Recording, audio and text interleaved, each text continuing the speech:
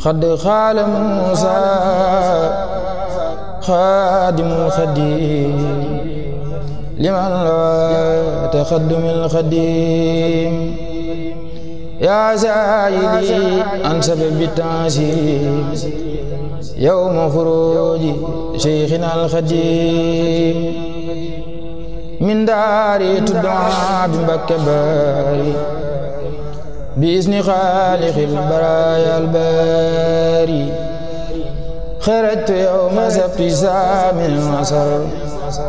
لخدمة المختار في شهر سفر خرجت يوم سبت سامي العصر لخدمة المختار في شهر سفر ترحب موجني كي ñetti téeméer ak fukki at ak yett lim bi leew su ngeen ma dégloo tey ma dellu yeete ndax ñi nelaw seen xol yi dellu seeti su ngeen ma dégloo tey ma dellu yeete ndax ñi nelaw seen xol yi dellu seeti ku réere mbir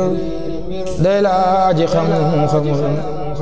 laaj leen mbirum ki leen amal lu ngeen amul gumba yi njaacaar laa ngi te ngeen newe dami man ko xamul laajul ko xam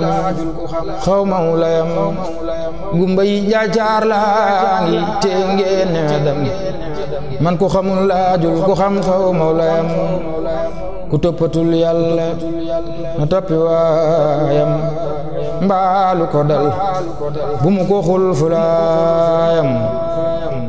nañ jéema topp yàlla toppi ndigalam te jéema daw seytaane xamee ndugalam te jéema roy royru rijaalu leehi te jéema raylu kullu jaanin leehi alxayru fi maxtaar wal muxtaar laa fi lasi nufuusakum taxtaaru xad jaakum minal ilaahi nuur Bamba jago kurwaale sundanooru Bamba jaarak noon yàlla jëra fil barri